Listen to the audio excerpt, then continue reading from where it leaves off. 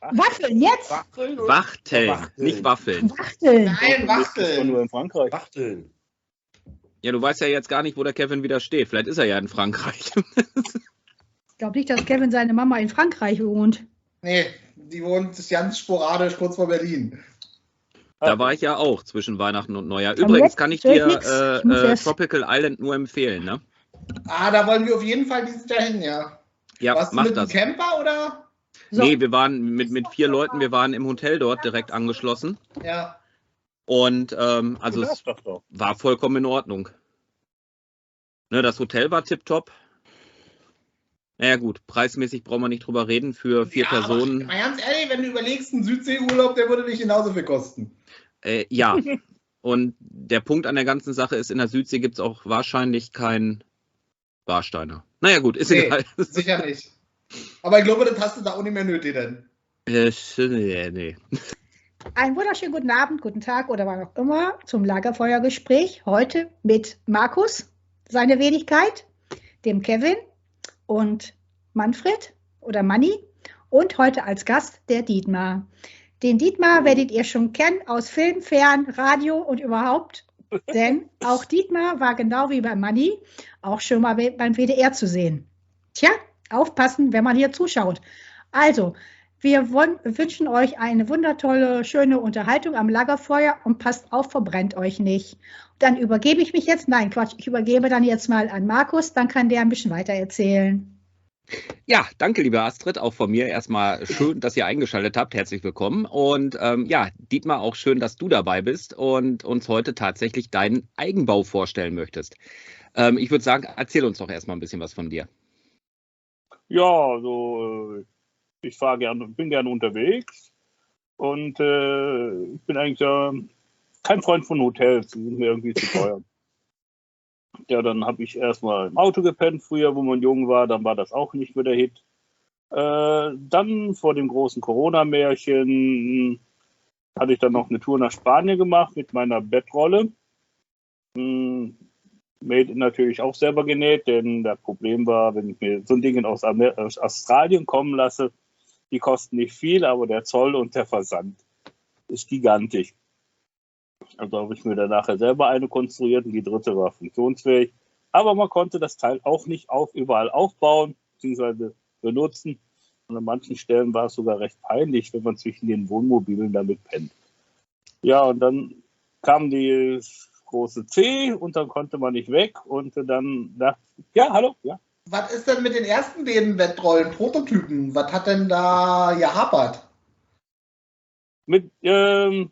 Waren Prototypen, die passten irgendwie nicht.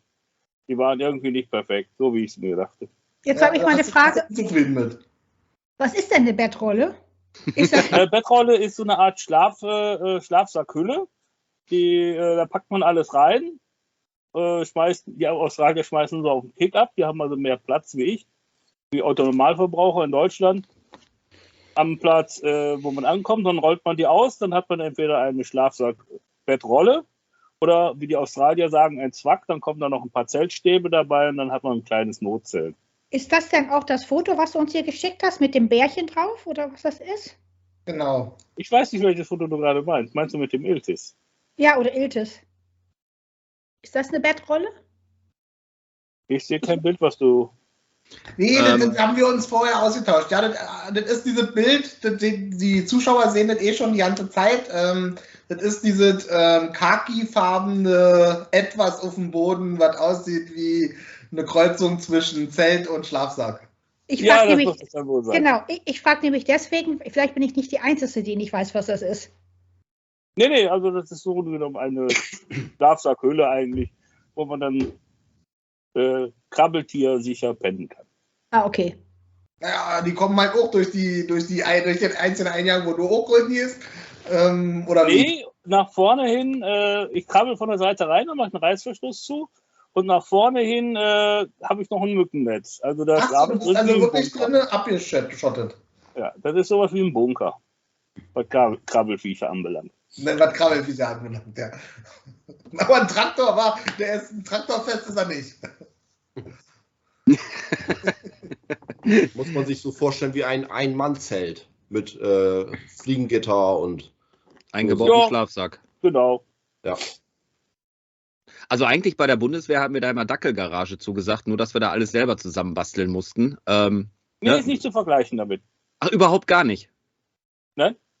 Okay. Die haben die Zelte aus Zeltbaden habe ich auch jede Menge, aber das ist nicht damit zu vergleichen. Das ist ein anderes System. Okay. Naja, du hast halt alles in einem Teil, in dieser Bettrolle. Das ist halt ausgerollt und fertig. Und ist halt schon eigentlich eine schlaue Sache. Also Ja. als Notbehelf. Wo bist Ja, du für damit? Quad reicht das auch, aber wenn man so längere Zeit wegfährt, ist es doch nicht so das Ideale. Wollte ich gerade fragen, wo bist du denn damit überall gewesen und wie lange hast du es tatsächlich da drin ausgehalten? Ja, ich bin da hochgefahren bis, wie heißt das da, in Portugal, den westlichsten Punkt. Okay. Ja, Also da war ich 2 Wochen mit unterwegs. Hat aber nicht immer geklappt, da musste ich dann trotzdem im Auto schlafen. Und da musste dann eine Lösung her. Und dann, Wie ist die wo ich dann wieder kam, bin ich dann den Pudu angegangen. Aber nochmal zur Bettrolle. Wie sind denn die Verhältnisse, wenn es da mal wirklich regnet mit dem Ding? Also, Dafür dann hatte ist ich leider wahrscheinlich nicht echt konstruiert. schwierig, Dafür wa? hatte ich nicht konstruiert. Dafür hatte ich ja dann zur Not noch ein Auto oder noch eine Zeltbahn, die ich dann drüber spannen müsste. Ja. Okay. Das hatte ich gemacht, wo ich viel Zeit hatte. Also ich hatte nur mal am Fuß gebrochen. Hm. Und ein Anhängerdeichsel sollte man nicht auf den Fuß ablegen.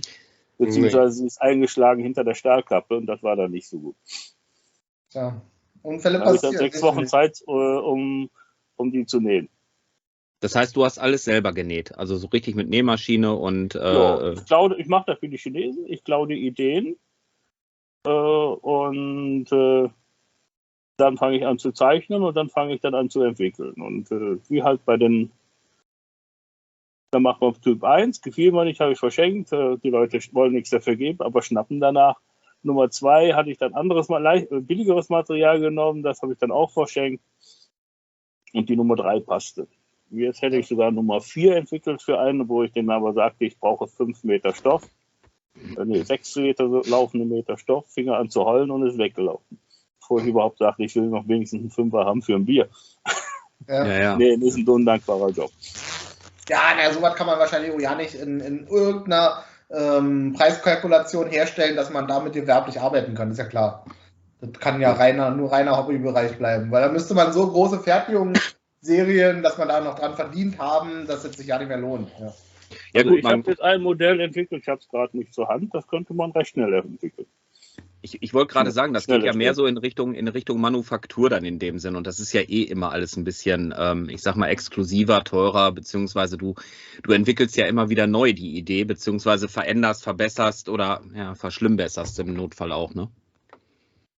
Ja, ist so.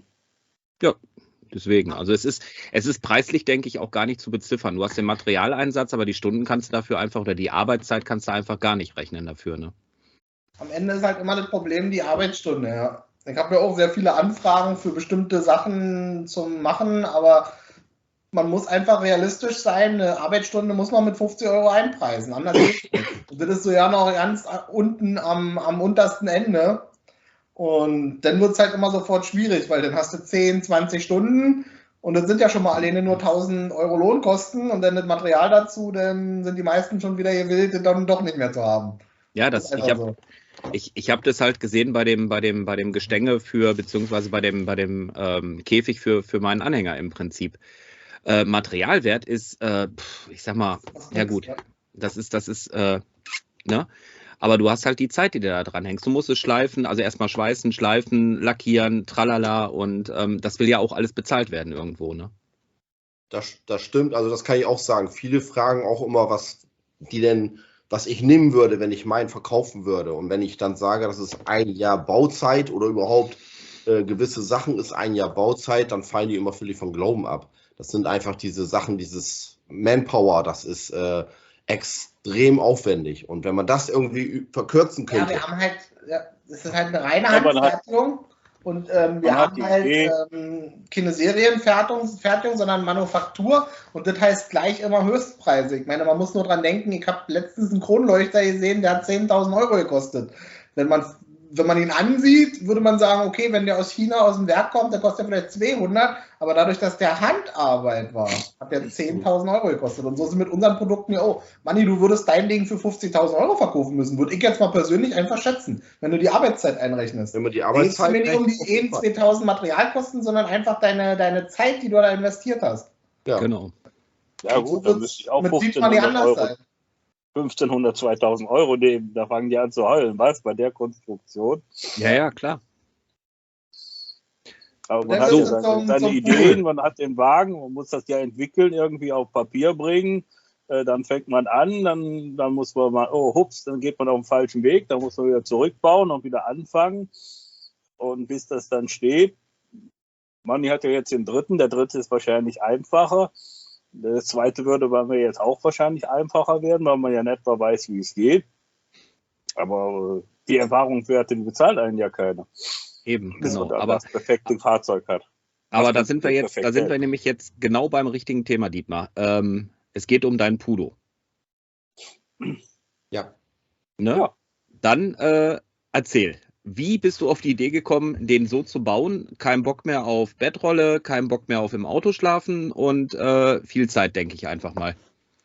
Ja, ich hatte keine richtige Lust mehr, auf dem Boden zu pennen. Im Auto war mir zu unbequem. Mein Auto, die sind heute so viel Elektronik im Beifahrersitz drin, Airbag und Sitzheizung. Da sagte man, der Autohändler, nee, den Wagen, den Sitz kann man nicht so einfach ausbauen, dann spielt die Elektronik verrückt. Aha, also für das Auto denn weg und dann guckte ich mir an, was ich in der Garage stehen hatte und den Platz. In der Garage steht auch noch mein Quad. Das sollte drin bleiben. Im Idealfall war geplant, was das Quad ziehen kann. Aber ich bin über das Gewicht hinweggeschossen. Ja? Aber Dietmar, eine kleine Nebenfrage nochmal. Du hattest aber kurzzeitig vor, den Beifahrersitz aus dem Auto rauszunehmen, oder wie? Also, dass du dir Ja, da ich hatte erst Plan A war, das Auto umzubauen. Ja. Das ging aber nicht. Ja. Auf die Idee mit einem Dachzelt, eine Katze. Ja, leg dich hin. Katze. Auf die Idee mit dem Dachzelt bei deinem, was ist das, ein Kodiaq oder also ein Skoda Kia. oder was? Ein Kia ist das sogar. Mit Dachzelt auf die Idee. Dachzelt gefiel mir nicht. Okay. Ja, und dann musste halt im Prinzip ein Bauplan für den Pudo her. Ja, dann bin ich dann um den Anhänger drumherum geschlichen, habe mir dann geguckt, wie mache ich das? Nach vorne ausklappen ging nicht. Also musste eine Verlängerung her. Auf 1,5 Meter mal 1,25 Meter kann man nicht schlafen. Nein. Definitiv geht das nicht. Das war vielleicht im Mittelalter modern, was man eingerollt geschlafen hat, aber heutzutage nicht mehr so. Ja?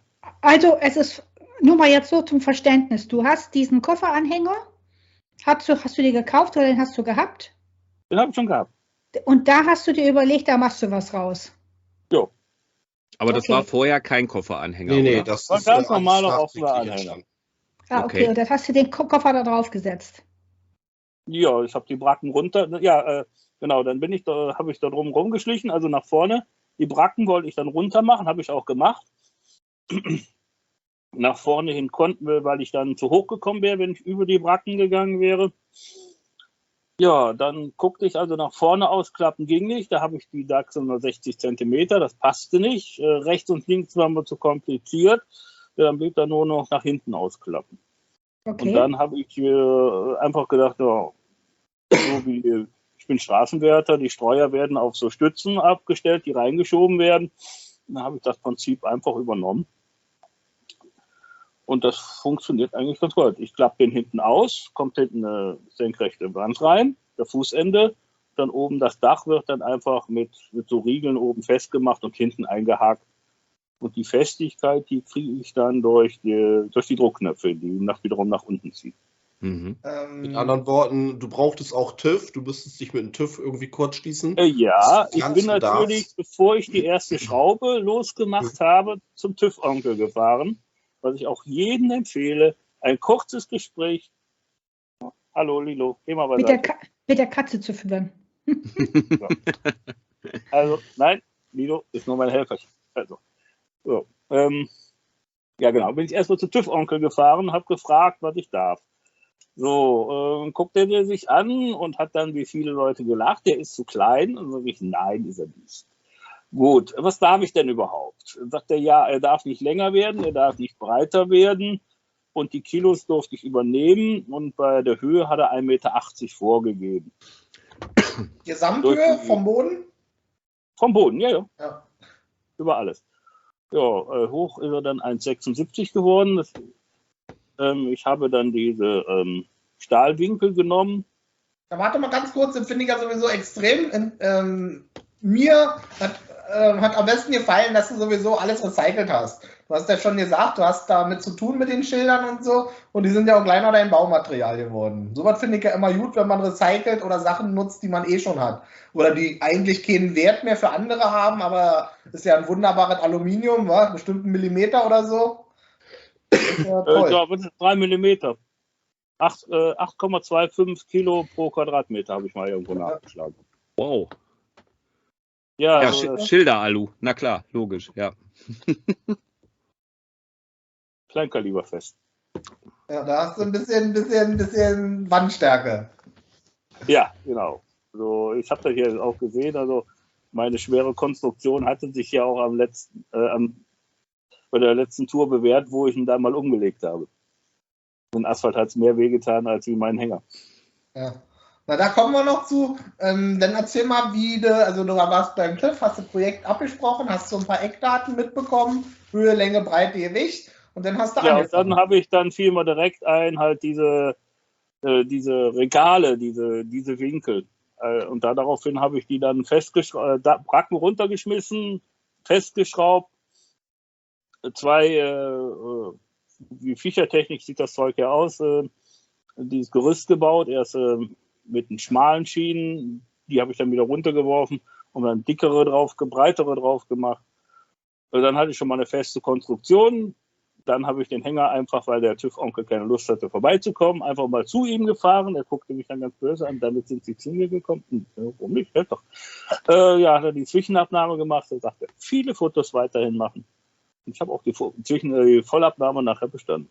Wir müssen übrigens dazu sagen, warum du zum TÜV damit gefahren bist, hat damit zu tun, dass du den kompletten Aufbau von dem Anhänger verändert hast und deine Kabine in dem Sinne ich sag mal, nicht als Ladung durchgeht, ne?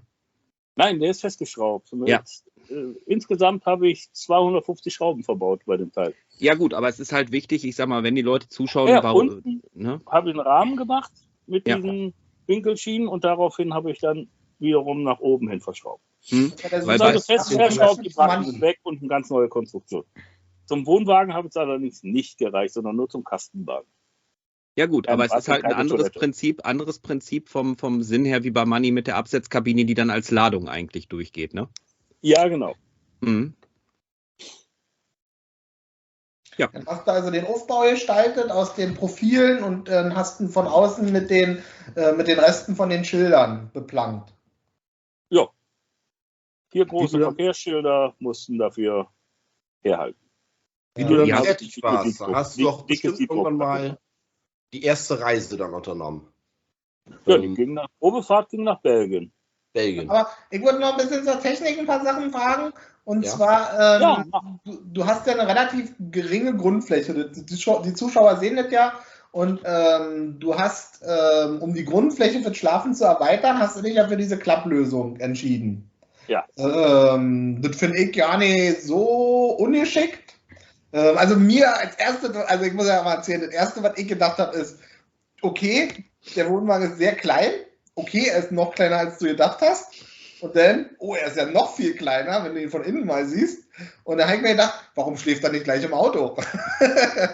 Aber Also du hast so ja gerade eng erklärt. ist der eigentlich gar nicht. So eng ist der eigentlich gar nicht. Also das reicht eigentlich. Dein Bett ist 90 Zentimeter lang und die Kabine ist 1 Meter breit von innen. Oder fast 1 Meter Aber es breit. ist halt einfach, es ist halt zu dem normalen Normstandard schon noch sehr klein.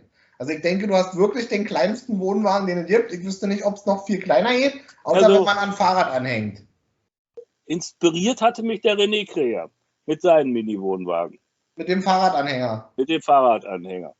Ja. So, und der hat mich dann gesagt, also sowas könntest du auch, aber ich habe nicht die Länge. Und dann habe ich dann halt mit dem Zollstock rumgeschlichen, bis ich dann zu der Lösung gekommen bin. Ja, ich sag ja, ich habe auch erst gedacht, meine Güte, ist das klein und immer noch kleiner und kleiner. Aber an sich mit dieser Klappe, du hast zumindest, wenn du es ausklappst, eine vollwertige Schlafmöglichkeit. So, Ja, die ist, kann mich da eigentlich recht gut bewegen. Ich habe da also keine Platzängste drin. du hast eine Ladekapazität, weil du wirst halt ein paar Sachen noch einladen können, dauerhaft.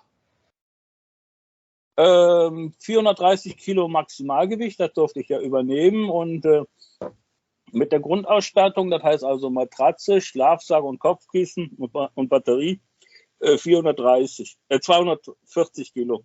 Ja, also hast du noch Also 200 Kilo kann ich noch reinpacken fast. Batterie wofür? Hm? Batterie wofür? Für Licht. Also ich mag nicht gern mit Taschenlampen rummachen. Ich habe also Ich dachte, du hast 3 einen Lampen Whirlpool. verbaut, wie ihr gesehen habt. Und die Ja. brauchen irgendwoher Saft. Hm? Diese 12 Volt 40 Ampere Batterie, die hat letzten 15 Nächte gereicht. Lädst du die übers Ladegerät dann zu Hause vor der Tour nochmal oder wird die irgendwie... Ja, ich bin zwar am liebsten Freisteher, aber wenn man dann alle 1-2 Wochen mal auf den Campingplatz geht, dann ist mein Ziel eigentlich eine Steckdose irgendwo aufzutreiben. Hat jetzt nicht so richtig geklappt. Drum weiß ich jetzt, was die 15 Tage hält. Okay, super. So, und dafür brauche ich keinen Sonnenkollektor nicht, gar nicht. Nee, das lohnt sich da nicht. Bei diesen minimalen Stromverbräuchen, da kannst du auch zu Hause mal die Steckdose nutzen. Ja.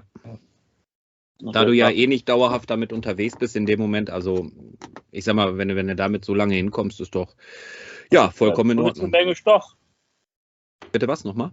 2 Wochen ist eine Menge Stoff. Ja, ja, klar, logisch. Die muss man erstmal frei haben und unterwegs sein können. Davon mal ganz ab, ja. Also ich hatte mit einer Woche wäre ich schon zufrieden gewesen, wo ich dann gesehen habe, 2 Wochen. Gut, aber wie viel Strom verbraucht man da 1-2 Stunden abends? Aber du hast es nur für Licht. Du machst also jetzt nicht irgendwie, dass Nur du für da... Licht.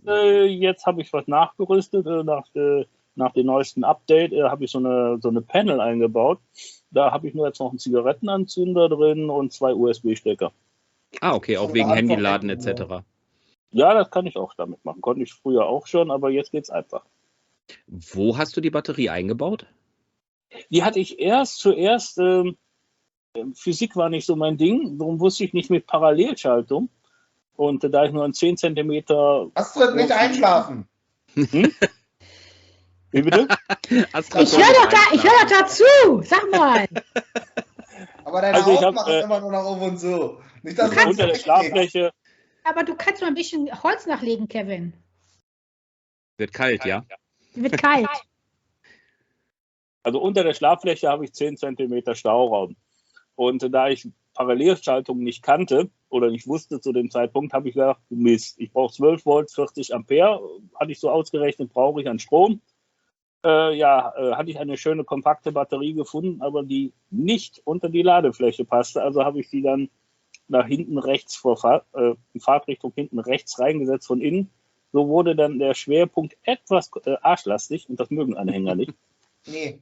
Es ist da mehr so dieses hier, ne? Ja, genau. Jetzt habe ich ja nach dem letzten Umbau habe ich die Batterie ja nach vorne geholt und hinten ein Staufach, ein schönes großes Staufach jetzt gemacht. Mit Sicherungen und alles Mögliche. Kleinigkeiten, die man nicht wusste. Wenn der Erste baut, dann macht man Fehler. Learning by doing, ganz genau. So ist das, ja. Jetzt würde ich 2 kleine Batterien holen, 2 schmale, die unten drunter packen und dann mit Parallelstromschaltung mir den Strom nach oben holen. Ah, okay. Jetzt habe ich die Lösung gewählt, einen Batteriekasten erfunden, aus dem Koffer, den nach vorne gepackt. Da waren nur 18 cm, da passte das Rad noch, die Kurbel konnte ich gerade noch bedienen vom Stützrad. Die ist jetzt nach vorne gepackt und jetzt ist der Schwerpunkt auch ganz anders. Der fällt auch nicht mehr so leicht nach hinten, wenn man nicht schiebt. Wintercamping machst du aber nicht damit, ne? Ich hatte es jetzt im November mal probiert. Daraufhin habe ich dann festgestellt, bei 2 Kubikmeter, die ich ungefähr habe, ist meine 400 Watt Heizlüfter zu doll. Ja. Und ich habe zwar jetzt isoliert mit so Matten und Vlies bis 2 und 4 Zentimeter. Aber das war dann nicht so die Wärmebrücken. waren dann zu groß und die Wärme ist dann ratzfatz entkeucht. Jetzt habe ich ja dieses Vorzelt genäht. Jetzt ist so mit dem Hintergedanken, weil ich den Raum, den ich erwärme, jetzt etwas mehr ist und ich dann die Wärme dann in etwa passen würde.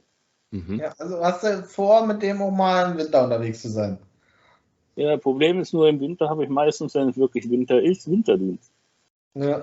Als Straßenwärter. Ja, gut. Nein, Das das wird ja stimmt. immer weniger. Da brauchst du ja, in Zukunft wird ja nur rosig sein in dem Thema.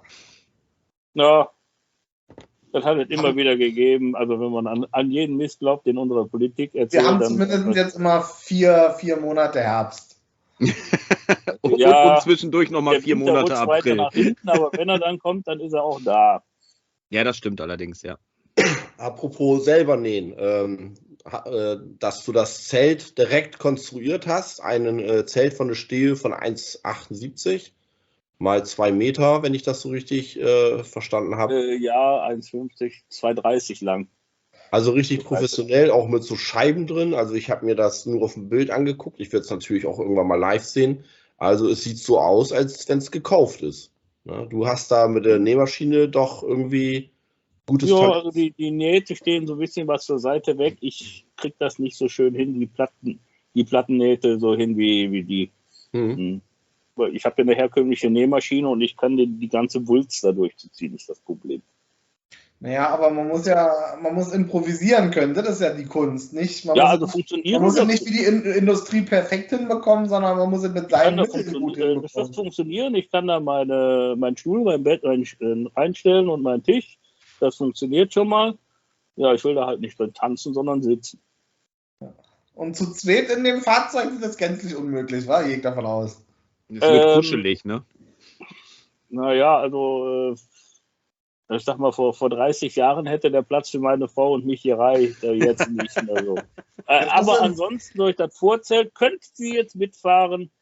Sie könnte im Vorzelt schlafen auf dem Feldbett. Das hatte ich schon ausprobiert, die Länge passt. Oder in der Bettrolle. Nee, da kriege ich sie nicht so. Also ich habe ihr angeboten, sie kann im Auto schlafen. Nee, will sie nicht. Ich hole ein Dachzelt. Nein, das will sie auch nicht. Hat keine Lust zu klettern. Dann schläfst du im Pudo und ich im Dachzelt. Nein, sie schläft auch nicht in den kleinen Dingen. Ja, dann bliebe da nur das Feldbett.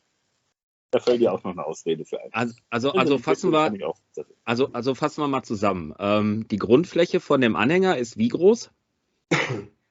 Die Kabine ist 1 Meter mal 1,25 Meter. 1,20 Meter, da geht ja noch die Isolierung ab. Ja. Und dann die Verlängerung ist noch mal 1 Meter lang und 70 Zentimeter breit. Okay. Und am Fußende 60 Zentimeter hoch. Okay. Gesamtgewicht, zulässiges Gesamtgewicht waren um die 430 Kilo. 430 Kilo, genau. Kostenfaktor. An Material brauchen wir jetzt gar nicht so großartig drüber nachdenken, aber du hast ja auch den Innenausbau noch gemacht. Da hast du ja kein Schilder-Alu benutzt. Der Hänger hatte mal 300 € gekostet. Den hatte ich mir für das Quad geholt und für zum Wegfahren, für ein großes Bundeswehrzelt reinzupacken. Der war schon abgeschrieben. Also er funktionierte noch, aber eigentlich abgeschrieben. Und weil ich schon so oft benutzt hatte. Ja, die Schilder habe ich 20 € in die Freud-Leitkasse geworfen und die Deepbrook-Platte musste ich kaufen, das ganze Holz, die Innenverkleidung, Elektrik, Maschinen. Da ist man dann ruckzuck bei etwas mehr wie 1000 € wahrscheinlich angekommen. Irgendwann habe ich aufgehört zu zählen. Macht ja keinen Spaß mehr. Das heißt, du hast im Prinzip die Wände beziehungsweise die Streben außen sind eigentlich Schwerlastregalteile, ne? Diese Winkel. Ja, genau. Daran habe ich die dann mit ganz vielen Schrauben, alle 10 Zentimeter eine Schraube dran gepackt. Und dicht bekommen hast du das Ganze wie? Ja, ich bin davon ausgegangen, es reicht, wenn man die andrückt und dann sah die Ecken ja noch ein bisschen komisch aus. Dann habe ich dann die Winkel Aluschienen dran gemacht und das reichte eigentlich. Also du hast nicht mit... Das heißt, du hast nicht mit Sikaflex oder Silikon oder irgendeinem Krams gearbeitet, sondern platt aufeinander oder wie läuft das? Ja, platt aufeinander geschraubt und dann noch die Winkel da dran gemacht. Diese Aluwinkel, die man dann sieht. Also sind die...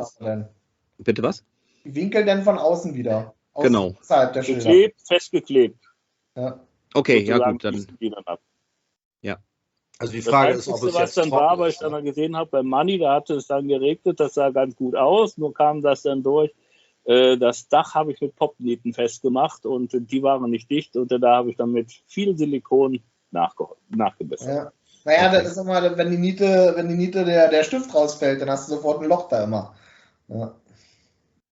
Ja, auf jeden Fall jetzt ist alles dicht. Sieht ein bisschen komisch aus, aber man guckt ja von der Seite und nicht von oben drauf.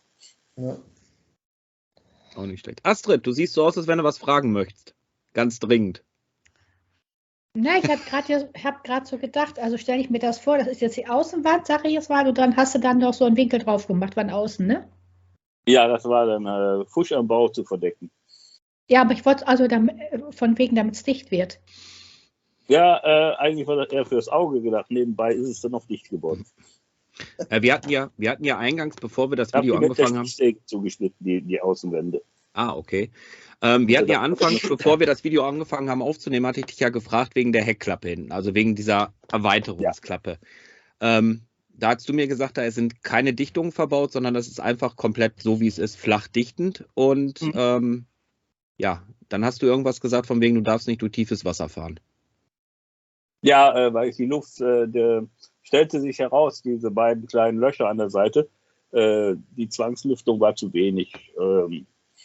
Dann schlief ich dann bei der ersten größeren Tour da mit offener Türe, ein Mückennetz reingezogen. Das war ein Küstrin an der Oder. Fiel mir nicht so richtig und dann guckte ich mal nach und habe einen PC-Lüfter eingebaut und die Luft ziehe ich dann von unten rein. Das ist dann wie so ein kleiner Kamin, 10 Zentimeter hoch. Ja, wenn ich damit durch tiefes Wasser fahre, wie in Spanien damals, eigentlich wäre mein Auto tot, aber irgendwie wusste es nicht, was der Lüfter unten, irgendwie hat der Lüfter das nicht gewusst, was er eigentlich hätte absaufen müssen. Und ja, also wenn ich da zu tief mit reinfahre, dann läuft der Wagen natürlich von unten her voll. Aber hinten, wie gesagt, diese Erweiterung, hast du mir gesagt, die ist halt komplett dicht. Da passiert gar nichts. Vom Fahrwasser her. Passiert, nein. Also durch die Gischt im Prinzip, die hochsprüht, das meine ich. Nö, da habe ich noch keine Probleme mit gehabt. Okay. Auch ansonsten so keine Feuchtigkeitsprobleme da drin, vernünftig isoliert, wie du sagtest, hast es ja auch, ne? Die Kabine, da habe ich keine Feuchtigkeitsprobleme gehabt.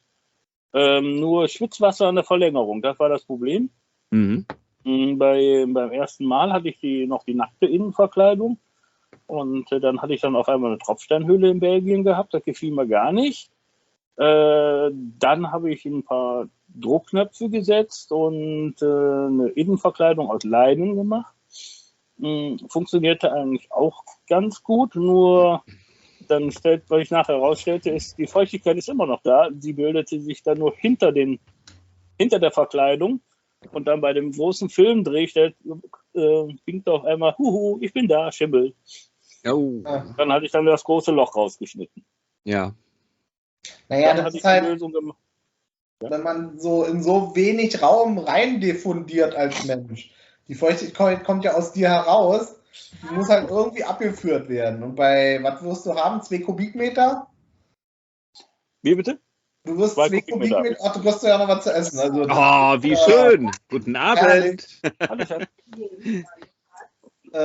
Was hast du? 2 Kubikmeter, 1,5? Ja. Das hört man nicht. So. So, wo waren wir jetzt kurz? Also, du hast 2 Kubikmeter, denke ich. 2 Kubikmeter. Und die Feuchtigkeit sammelt sich dann immer noch am Fußende. Dann hatte ich dann diese Innenverkleidung gemacht. Es sammelte sich dann immer noch die Feuchtigkeit dahinter. Daraufhin habe ich dann eine Innenverkleidung gemacht zum Aufknöpfen. Ja. Und dann knöpfe ich das eben auf und kann dann morgens eben dahinter wischen. Dann ist das Problem eigentlich gelöst. Und an den Ja, man Seiten, hat es ja immer. Du kannst es nur verlagern. Aber wie gesagt, ich bei meinem Fahrzeug habe es immer an den Scheiben, Bad oder Schlafraum. Irgendwo hast du immer einen Kondensationspunkt. Also das Ja, geht wegen ja Kältebrücke, ne? Das Thema Kältebrücke in dem Moment, ne? Aber das hast du immer. das Problem habe ich dann nachher gelöst, indem ich dann hinten am Fußende diese großen Mückennetze verbaut habe in der Innenverkleidung. Ja. Damit die hast du eine Außenverkleidung- dauerhafte Belüftung. Genau. Bei schönem Wetter klappe ich dann die Außenverkleidung nach oben, diese Gummimatten. Und dann ist die Innenverkleidung die Außenverkleidung. wird dann zur Außenverkleidung. Dann habe ich 30 mal 60 Zentimeter großes Lüftungsloch am Fußende.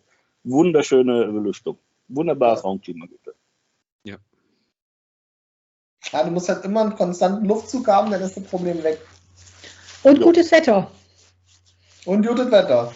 Ja, ich kann aber auch zur Not die Seitenverkleidung zur Seite hinwegziehen, so weil sie dann schräg wird. Geht auch. Das schlechteste Wetter, was du erlebt hast, oder mit denen Pudu, das mal richtig Herausforderung hatte mal. Wie kalt? Ja, also dreimal richtig fette Gewitter habe ich da schon gut überstanden. Das einzig Blöde ist nur, man liegt dann da drin und dann, naja, er hält, das ist gut, man guckt dann nach oben, passt, gut. Man hofft dann nur, dass die Natur sich nicht meldet und man raus muss. Oder der Lust einschlägt, war und man dann quasi in der Dose gekocht ist. Nein, so schlimm wird das. Nein, kann ja nicht passieren. Haben wir das Technische jetzt so weit habe ich durch? damit noch nie so gestanden. Eher, was mit einem Baum auf den Kopf fällt, das wäre dann schlimm. Dafür hast du aber Schwerlastregale verbaut. Ja, der würde da nichts nutzen, wenn dicke irgendwann Ast oben drauf drin. Nein. Ach, klasse. Mal unter uns gesprochen, wenn du nochmal neu bauen wollen müssen würdest, was würdest du verändern? Ich würde die Bauweise vom Money nehmen. Mhm. Den würde ich dieses Mal dann auf die Ladefläche draufsetzen. Die Bracke auf der rechten Seite, der Eingang auf der rechten Seite würde bleiben. Ich würde dann eine Bracke zum Aufklappen an der Seite machen, so eine kleine Türe rein. Und der sollte, so 30 Zentimeter würde schon reichen, 30, 35 Zentimeter, also 1,60 lang sein. Sowas wie Klappe hinten nicht so lang wird und ich keine Stütze mehr brauche. Denn ich muss den immer ziemlich genau ausrichten, sonst passt das mit der Plane nicht. Genau, muss ziemlich genau plan sein, Wagen und die Verlängerung. Mhm. Aber ansonsten würdest du es genauso machen. Bleiben? Wie bitte? Warum möchtest du so möglichst so klein bleiben? Ich muss das Ding auch loswerden. Das ist ja nicht das Fahren, ist das nicht das Problem. Vom Fahren kann er 10 Meter lang sein. Das Problem ist, wo stelle ich ihn hin, wenn ich ihn nicht brauche? Der müsste immer noch in die Garage passen. Und da hast du, weil wenn du jetzt, sagen wir, 1,5 Meter noch ranpackst, dann bräuchtest du ja keine Klappmechanismus mehr zum Schlafen, das meine ich nur. Also Ja, manche kann ja in seinem komplett so bei schlafen. einer 2 Meter langen Ladefläche oder von einem Anhänger als Grundfahrzeug wäre er dann wiederum zu lang, um ihn wegzustellen. Ja, Das heißt, du hast den wahrscheinlich in der Garage quer drin stehen, damit du mit dem Auto noch reinkommst. Sehe ich das richtig? Nee, da steht ein Quad vor 2. Oder so rum, ja. Auf jeden Also Fall, du hast Garage nicht ist genügend Platz in dem Moment dafür. Genau. Okay. Manni, was wolltest du vorhin gerade gefragt haben? Ja, die Reisen, die Dittmar gemacht hat, fand ich auch ganz interessant. Ich habe ja einmal die Korrespondenz bekommen, und zwar von Tag zu Tag immer, wo er gerade ist. Da war ich auch gerade in Urlaub. Ja, und dann das fand ich schon irgendwie faszinierend, wie er dann alleine auf Achse ist und dann auf Parkplätzen übernachtet, am Waldesrand übernachtet, auch mal einen Campingplatz übernachtet und dann irgendwie in Tschechien. Aber ich glaube, diese Touren, die kannst du vielleicht besser erklären. Also die Gefühle dazu, wie das so ist, wenn er das erste Mal mit den selbstgebauten. Das wollen wir gerne hören, ja. Aber Ja. da machen wir tatsächlich, ich gucke gerade auf die Uhr, da machen wir tatsächlich einen zweiten Teil von, würde ich sagen, oder? Genau. Machen wir, sehr schön.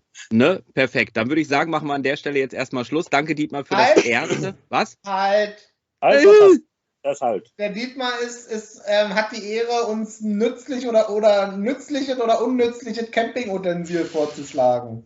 Kennst du irgendwas im Bereich Camping, was du unnütz findest oder total toll? Paella-Pfannen finde ich toll. Da kann man Paella-Pfanne. Ist die denn Genau, echt ich habe mit Campen? aus Spanien mir eine Paella-Pfanne mitgebracht. Da kann man wunderbar drin mit braten und man braucht keinen Teller. Also man hat einen Ja, Abwaschteil wunderbar. gespart. Das bräuchte man in der normalen Pfanne übrigens ohne den Teller. Ja, sehr schön. Pass auf, dann haben wir jetzt erstmal die Paella-Pfanne als nützliches Gadget für Camper. Und wir machen an dieser Stelle jetzt erstmal einen Cut und kümmern uns dann im zweiten Teil um das Thema, wo bin ich gewesen, wie habe ich mich gefühlt? Reisen. Genau, danke Kevin. Ich wäre auch noch irgendwann drauf hingekommen. Denn bis zum nächsten Mal, zur nächsten Folge. Ja, tschüss. Tschüss. Ciao, macht's gut. Ciao.